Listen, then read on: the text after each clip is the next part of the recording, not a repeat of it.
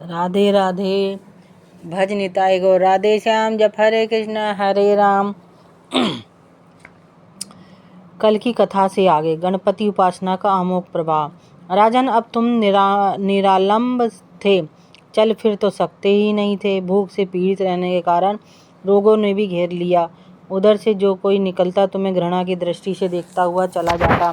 तब तुम आहार की खोज में बड़ी कठिनाई से चलते हुए जीर्ण शीर्ण देवालय में जा पहुंचे। उसमें भगवान गणेश्वर की प्रतिमा विद्यमान थी। तब न जाने किस पुण्य के उदय होने से तुम्हारे मन में गणेश जी के प्रति भक्ति भाव जागृत हुआ। तुम निराहार रहकर उनकी उपासना करने लगे। उससे तुम्हें कुछ मिला और कुछ रोग भी कम हुआ।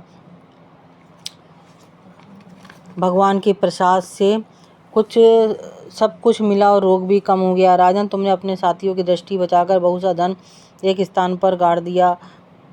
अब तुमने उस धन को उसे देवालय जीर्णोद्धार में लगाने निश्चय किया। शिल्पी बुलाकर उस मंदिर को सुंदर और भव्य बनवा दिया।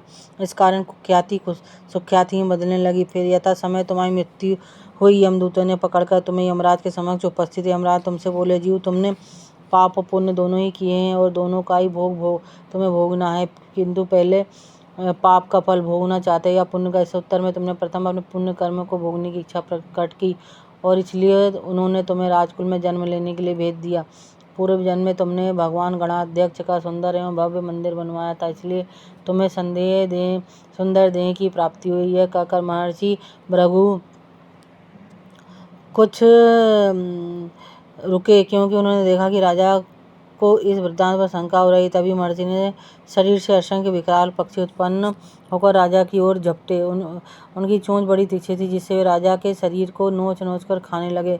उसके कारण उत्पन्न असह्य पीड़ा से व्याकुल हुए राजा ने महर्षि के समक्ष हाथ जोड़कर निवेदन किया, प्रभु, आपका आश्रम तो समस्त दोष द्वेष आदि से परे है और यहाँ मैं आपकी शरण में बैठा हूँ।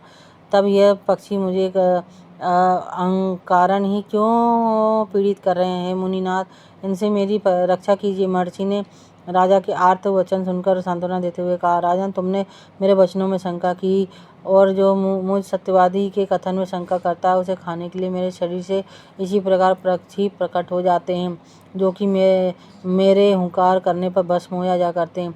यह कर महर्षि ने हुंकार की, तभी वे समक्ष पक्षी जलकर भस्म हो गए।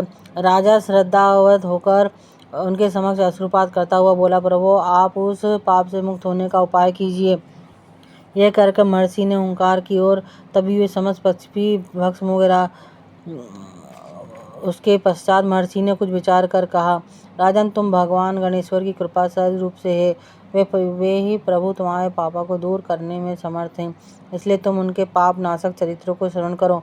गणेश पुराण में उनके प्रमुख चरित्रों का भले प्रकार वर्णन हुआ है, अतएव तुम श्रद्धा भक्ति पूर्वक उसी को सुनने से चित्त लगाओ। राजा ने प्रार्थना की, महामुने, मैंने गणेश पुराण का नाम भी आज तक नहीं सुना, तो उनके सुनने का सौभाग्य कैसे प्राप्त कर सकूंगा? हे नाथ, आपसे अधिक ज्ञानी और प्रकांड विद्वान और कौन हो सकता है?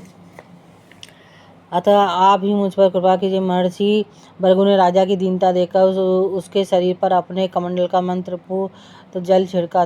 तभी राजा को एक छींक आई और नासिका से एक अत्यंत छोटा काले वर्ण का पुरुष बाहर निकला।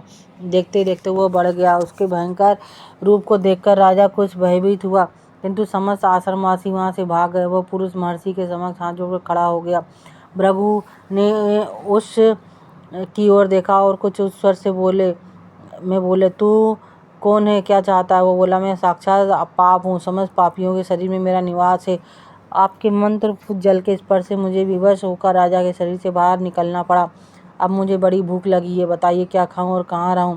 महर्षि बोले, तो उस आम के अवकाश स्थान में निवास कर और उसी वृक्ष के पत्ते खाकर जीवन निर्वाह कर। यह सुनते ही वो पुरुष आम के वृक्ष के पास पहुंच गया, किंतु उसके स्पर्श मात्र वो वृक्ष जलकर भस्म हो गया। फिर जब पाप पुरुष को रहने के लिए कोई स्थान नहीं दिया तो वो अंतर्हित हो गया।